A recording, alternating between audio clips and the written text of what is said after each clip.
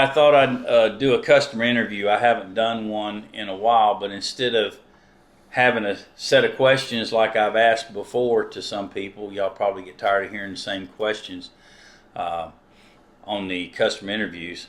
But what I'll do is Louie, I'll let Louie introduce himself and where he's from, and kind of a little bit of background about your rabbit hunting, how you got started in it, and how many dogs you've got from Beagles on Fire. So I've been hunting since I was 15 years old with my dad. And we used to have beagles back then, and got tired of chasing them around after deer, and we decided to get rid of beagles and go with Portuguese hounds.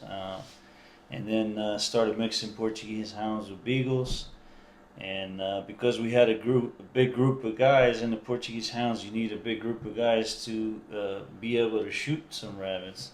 So once my dad retired and went overseas, I became a solo hunter, and so I decided that the Portuguese dogs was a little bit too much for me, too much of a fast pace in a way of not tracking the rabbits the right way like beagles. And I was searching for a while, and I came across someone from Long Island that gave me a phone number for Beagles on Fire. So I started calling you a year prior and asking a lot of questions of, what kind of hunts that I do, because I do a lot of snowshoe hare hunts. For those that don't know, snowshoe hare is it's a challenge, and you have to have a good tracking dog. And so a year later, you sent out a text, and like you said, at the time it was a text message, and I ended up picking 2 beagles, red, from Little Ann and Hunt, and I can't say enough of how satisfied and how happy I am to have the opportunity to buy beagles from you. It's been an amazing journey for the past 3.5 years, and like I said, I can't say enough about them. So you're give them your name. Louis from New Jersey. From New Jersey. That's how I have him in my phone. Louie from New Jersey is how I got him in my phone, and so you purchased those first 2 dogs, correct, and you named them Shakira and Hershey. The reason why the name Shakira was because at the time the Super Bowl had Shakira and J Lo at the Super Bowl halftime, and the way she hunts, I mean, you've seen her. It's like she shakes her butt. So the hips don't lie. The hips don't lie. So I end up saying Shakira, and everybody laughs at it, but it makes sense to me because of the way she moves. That's all that matters. Yeah. And so I have Hershey and Shakira, 2 sisters. 2 sisters, and they both were out on hunt And Little Ann. And when you came, you drove all the way down and watched them. I drove all the way down, and when I got to your place, I actually stayed at your cabin. At the lodge, by your mom's, and that was great, by the way. And came in the next morning to see him, and Hershey was in and out of the races, but Shakira was always out on the races. But because your honesty that I felt in your words, and I made a decision to take her anyways. And today she's an amazing dog. I mean, she's top for me in my pack. She's the top one to find every rabbit there is. I mean, she gets in there and works it out. Shakira is always in the front of the race, but Hershey is the go-getter. She's a jump dog for sure. So you got Hershey that you would say hunts a little harder than Shakira, but Shakira hunts good too. Yeah. And Shakira's usually your front dog, always your lead dog. Always my lead dog. But how far is Hershey behind her? A long ways? Or? No, right on her butt. You know what I mean? They work great as a team. As a team, unbelievable. Okay. Which I kind of like because I get the best of both worlds in a way. One is a jump dog, and not that Shakira won't find her own rabbits, but she does. But she's an amazing tracking dog for sure. And then last year, you and I met We hunted in Kansas, and yeah. then we met again and hunted in North Carolina. And then And you purchased another dog purchased there. a blue tick, which her name is Lacey, and she's something else. I mean, she's a year and a half now, and she's right on the same page as all the other ones. You know, Hershey and Shakira, and what a 3 group pack that I have right now. That's and I'm building to get more, and it's been an amazing journey. I'm really happy with the choice I made, because there is a lot of beagles out there that could tell you and try to sell you what they want to sell, but I am very proud and happy of what I purchased from you. I mean, you have a good bloodline. That's what I can say. Thank you. And so you've added a 4th dog. I just added another one. Another blue tick. Another blue tick female. You run all females. All females, just because of I'm limited to space right at home, so I try to keep females only, and try to, don't want to breed right now because I don't. In New Jersey, it's hard to have a training pen and live in the city, and those things are hard. So, and that's what I like about your program. I call it is the starter dogs. In a way, I still could train them once I get them, but they come pre-started. I mean, they know what a rabbit is. They know how to run a rabbit, but that doesn't mean that's all you do. You got to keep going, and you got to keep them out, and you got to put them on rabbits, and that's the key. And I'm very motivated to do that. I mean. So how old were the dogs when you purchased each of them? So Hershey and Shakira were 7 months old when I got them, and I tell you, at 7 months old, and I have a story because when I brought those 2 dogs home at 7 months old, I got home on a Tuesday, and on Saturday I went out with them, and they handled very well. I mean, they were amazing. And then I had 2 other dogs that are half beagle, half Portuguese, Pedangos, and they're good dogs, but they're not the best tracking dogs. And at 7 years old, they actually changed the way of style, and they became good tracking dogs just because of Hershey and Shakira. It's something that you probably tell most hunters that will never happen from an old dog, but it did. That's cool. It's. So did you have much trouble taking them from started to finished? Dedication. That's all it took. I mean, dedication. Put them on rabbits and be out. Don't assume that you're gonna get a starter dog and you're gonna leave it sitting in the kennel for 9 months and then hunting season starts, and you're gonna expect the dog to do well. It's like an athlete. If they don't train, they're not gonna perform. And I until it got so hot, I trained every single week.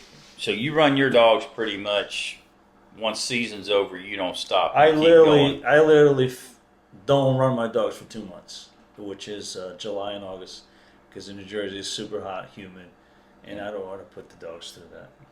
Now, you mentioned something earlier that is going to pique the interest of some people, because I get asked this question a lot. And instead of me answering this question, because I'm really not as qualified to answer this question as you would be, it's kind of comical. I get these calls sometimes from people that are up north, and they'll call me on the website. It says the dog was born in April. The dog is now 6 months old. It's October. Have the dogs ever been on snow? How do they do on snow? And I laugh inside, not to be disrespectful, but it's like in Mississippi, the chance of getting snow between April and October is about 0. And when we get a snow, what we call a snow, if you get a dusting to 1 inch, on our news flash, it'll be the blizzard of 2023. It's really a joke. About the most snow we've ever had that I know since I've lived there is maybe 4 to 6 inches, and that was considered a big, huge snow, which is nothing for you guys. So the question that I get asked a lot is, how do these dogs do in snow? Just had a guy just earlier today that had sent me an email. I live in Maine, interested in hunting, but how do your dogs do in the snow and everything? So I've always wanted to interview someone who runs a lot in the snow, and I'm guessing that you run primarily in the snow for a lot of your season. Yeah. and on snowshoe hare. So if you could just say what you feel, however you feel, good, bad, or ugly, about how they do in the snow, and then also explain to some of these guys, because there's a lot of people that watch this that are like me. They are not used to hunting snowshoe hare. We have, our closest thing that we would say to snowshoe hare would be swamp rabbits that go a long ways for us, but not as much as snowshoe hare from what you've told me. Yeah. So how do the dogs do? And then just tell us a little bit about how you go about snowshoe hare and other areas you go to state-wise. I know you live in New Jersey, but you travel other places. Yeah. So I've hunted in upstate New York for snowshoe hare and cottontails. I've been to New Hampshire. I've been to Maine, Vermont, Delaware, and it's all about when you have a good hound, you got to have a good hound. It's all about the nose. They'll adapt with the snow, with the conditions, with the frost, with icy conditions. The only issue I have with the snow is their paws, and that's something that we could prevent. Meaning, you could put stuff on it, and they do get cut up. But that's any hound. On their pads, right? On their pads. But that's any hound. As far as nose, that dog knows the smell of the rabbit. It doesn't matter if you have briars. It doesn't matter if you have an open field. It doesn't matter if there's snow. I mean, obviously, the powdery snow, the soft snow is a lot harder for any dog. It doesn't matter what dog it is. But in the colder weather up north, you have that crusty snow where we get buried, but the dogs kind of could run on top of that, and they run just fine. It's all, obviously if you get a dog in December from you and you put it in those kind of conditions, it's going to take a while for them to adapt to the cold and, the cold nights and the snow and all that, but eventually they'll get used to it. It doesn't change what the hound is. Right. If the hound is hunting well in your farm, it's going to hunt well. I don't care where it is. Right. You got a good nose. You got a good nose. North, south, west. It doesn't matter. I've always said if it's a rabbit dog, it'll run a rabbit. Now, I'm not saying that. Some guys will go out to the extreme and say, hey, if it's a rabbit dog, you take it right now and go to New Jersey with your dogs, and it'll do just fine. I would imagine if I bring my dogs to New Jersey, while they may want to go and run, it's a whole different ball game. Just like if you brought your dogs down and we took them out to the swamps and ran through the sloughs and had to swim and all that, they'll figure it out. Right. But it just takes a little bit of time from what you're saying. Until they adapt. It's like when we got here. We came here to Kansas, everything is dry, it's dusty. Right. But they'll adapt. It'll be a little harder on them, but they'll adapt. It's like everything else, different terrain, different temperatures. And would you say that when you're going after snowshoe hare, I mean, obviously you got to have a dog with a nose, but wouldn't you say that one of the key, from what you've told me, you correct me if I'm wrong, one of the key things that you've got to have for snowshoe is you got to have a dog that's in shape for endurance? Oh yeah, it's a long race, right? It's a long race. I've had races, lasting 3.5 hours. Nonstop. They take them 900, 1,000 yards, bring it around big loops, small loops.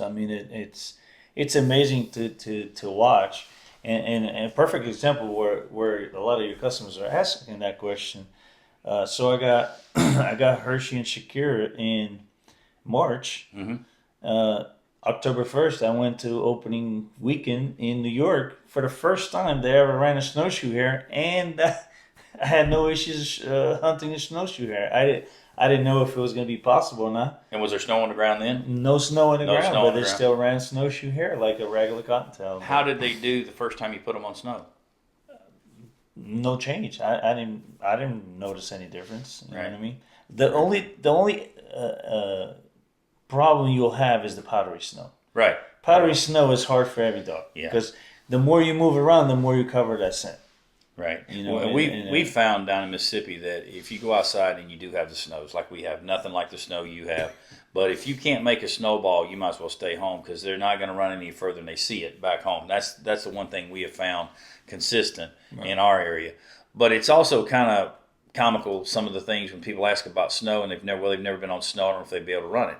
I've always said this: if you bred dogs and you live in New Jersey and you bred the dogs and the dogs were born in February, and by the time they're puppies, the snow's all gone, you start training and you start running. Right. There's going to be a time when it's going to be their first time to ever see snow for every dog.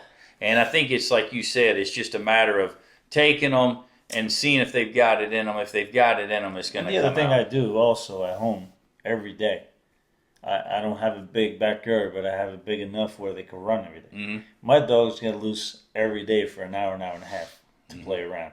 And when there's snow, it's like kids playing with snowballs. Yeah. You know what I mean? They Yeah. love playing in the snow. So, and that's what you got to do. You got to, you got to show them all these things. And the main thing is interact with your dogs. Don't use your dogs only for hunting season. Mm-hmm. And that's the most important thing I think. Right. To me, is a lot of people, they only think about their dogs when it's hunting season. Right. And I've seen a lot of people up in north that sell the beagles, and I'm not going to mention any names, obviously, but it's nothing like what your bloodline is.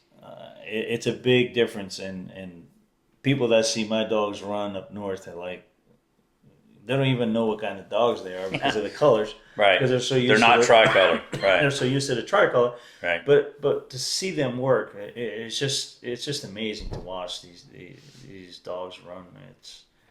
It's you can't describe it by words. That's basically what I'm saying. Well, anything else you want to say about anything? For the ones that have questions as far as snow, I wouldn't let that bother you. These hounds hunt well in the snow, as good as any other hound. I mean, it's all I can say is very honest man, as a breeder, as a friend now that we became friends, and I got nothing bad to say about it. It's just been an amazing journey for me, and it changed my life as far as hunting. I enjoy every minute of it, because you're not dealing with bad dogs in a way, not chasing deer or not listening. These dogs handle well. They're very obedient. I didn't have to do much, to be honest with you. All I had to do is got the dogs home and go train them, put them on rabbits, and that's basically what I did. And just feed them tracks. That's it. Feed them rabbits, and you got a rabbit dog. Yeah. I mean, they're halfway done. I mean, 3/4 done, and then you do the other quarter, and you have a great hound for a long time. Well, I appreciate you doing this interview, Louie, and I appreciate your business over the years. But more importantly, like you said, we've become friends, and I appreciate the friendship. We've done some hunting trips together, and just thought it'd be a good opportunity to do an interview. We're actually in Kansas right now. I've been doing some hunting, and he's leaving tomorrow. I just noticed we got some Kansas cows. Yeah, we got some cows behind us, so we just thought we'd do an interview, and it was kind of funny that the guy asked me about snow, and I said, well, I should just do an interview with Louie, and he can answer those questions. So better to have somebody that's an expert in the snow running than me. If you ask me how many hours I've spent in the snow with my dogs, he'd probably spend that in a week or 2 weeks in the whole time I've ever run dogs. We just don't get into it a whole lot. But I'm hoping one day to be able to get up there and go after those white bunnies with you. We call them the white ghost. The white ghost. Yeah. I need to go after the white ghost. Maybe I need to take my dog Ghost to hunt the white ghost. That would be a good thing. Of course, she would blend in pretty good with her color. So anyhow, but I appreciate the interview. Same here. All right. That's great. Thanks.